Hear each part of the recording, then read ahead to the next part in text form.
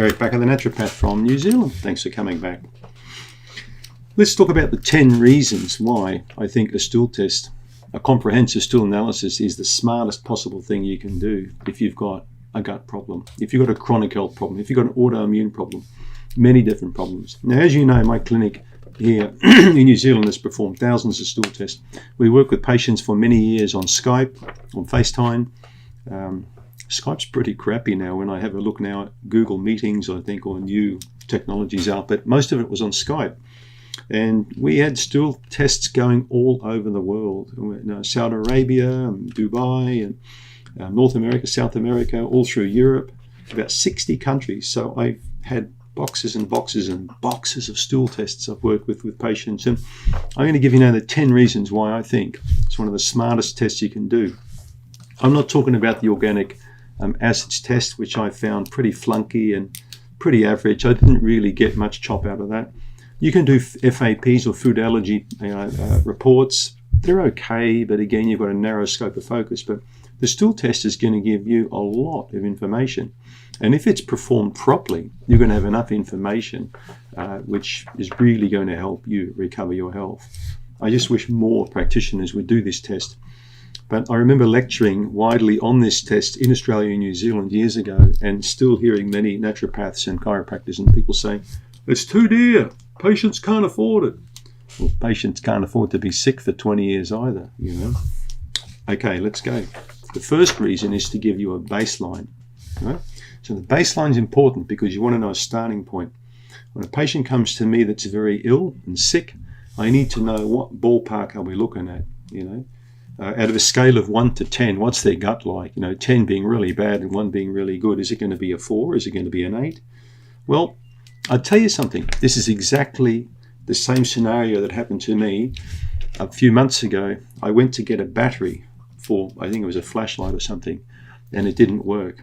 And I swore it was a good battery, but I couldn't tell without testing. So I went to a electronics store, and I got this testing device off this guy, and he said, Eric, with this thing, man, you can test every battery. The lithium little buttons, the 9 volts, the 1.5 volts, you can test anything.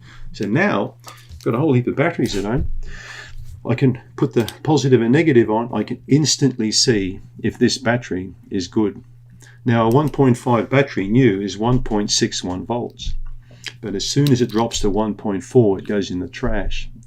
Now, when you look at 2 batteries side by side, can you tell me what's 1.61 volts and what's 1.4 volts? Wow, you're pretty good if you can. Well, I can't, and that's why I test. It's the same reason why testing is imperative for gut function, because you don't want to guess, you want to test, all right? So the baseline gives you a starting point. And this is particularly important for future. We're talking 3 months, 6 months, even 6 years down the track, even 10 years. I've had stool test reports for patients that are 20 years old, and you can look at them, and then you can look at a test more recently, and you can start seeing similarities. So the baseline is very important. Right? Second point, to give you an understanding of what you're really dealing with. Have we got a blastocystis problem? Have we got a H. pylori problem in the stomach? Have we got a yeast problem? Have we got a bacterial problem? Or have we got a parasite problem? How the hell will we know without testing? All right. Again, it's like getting in your car in New York City and you left your iPhone at home. How the hell are you going to get around? You've got no way to navigate. There's no GPS. All right. So you're in the dark. So you need to know what you're dealing with. And that's what the stool test will show you. All right.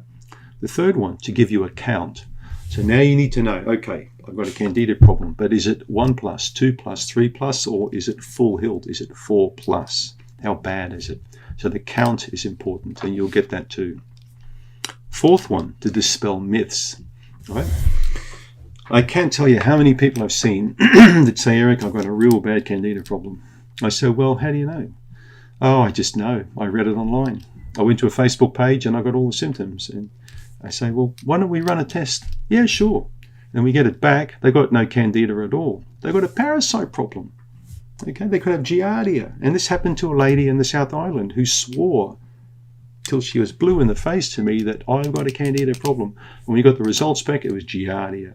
So again, to dispel the myths where you think in your own mind you've got X, Y, Z, when in fact it's ABC, So be careful, all right? Don't make up your mind.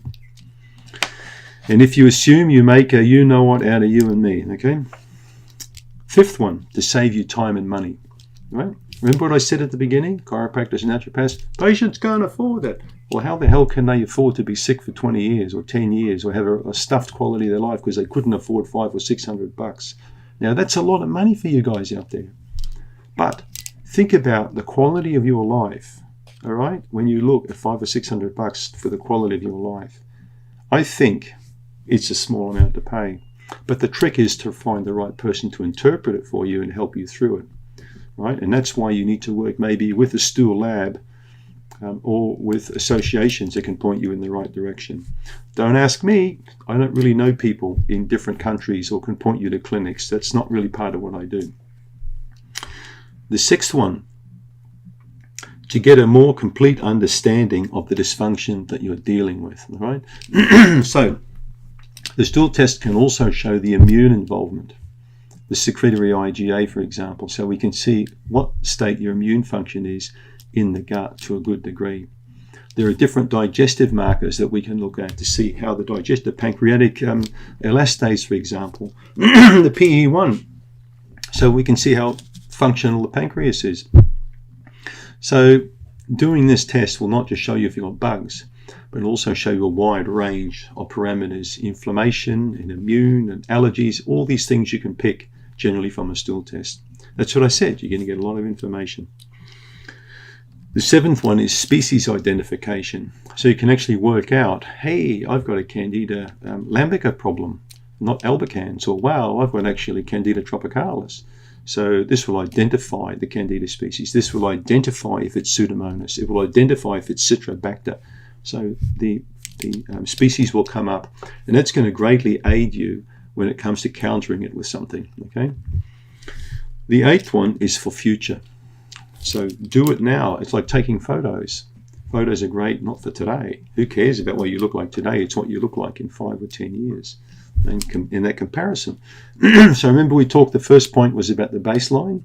So you've got a baseline, and for future, we can compare other tests off the baseline to see whether you've either gone up or whether you've gone down. It makes sense, doesn't it? Go to the gym, take a photo of your tummy before you start training, and then after a couple of years, take another photo. Wow, look at the difference. Number 9, gives you a susceptibility panel. If you work through a lab like Doctors Data or Doctors Data in Chicago, you're going to get a susceptibility panel. So when they find something there that's potentially pathogenic or not good, they're going to test it to see what is going to be countered with. So you can imagine how many tests that I've run on patients, how many thousands of panels I've looked at, which gave me a great understanding on how to build Candida Remove, because part of the construction of that product was based on the susceptibility panels I got back from stool tests, and I kept seeing similar things. So I started to understand that certain types of bugs required certain types of herbs to counter them, and that was part of the birth of the Candida Remove product. So thanks to the stool test, I got a much better understanding of what works and what doesn't. And I started to see a lot of holes in a lot of products for that reason. And the 10, because it's a science-based approach, we're not doing dowsing with pendulums, we're not holding crystals over a broccoli to see if the broccoli is going to, go weird if we hold a crystal over it, kind of thing. So it's actually science, all right, science-based. And this is what separates most naturopaths today from a lot of shaman and people from way back who are more spiritual. We use a science-based approach today, and it's only evolving more and more. Now you can do a stool test called the GI 360, which is really, really, really, really good test. So it goes far more and far deeper now genetically than other stool tests have gone. So this is why I recommend stool testing, all right?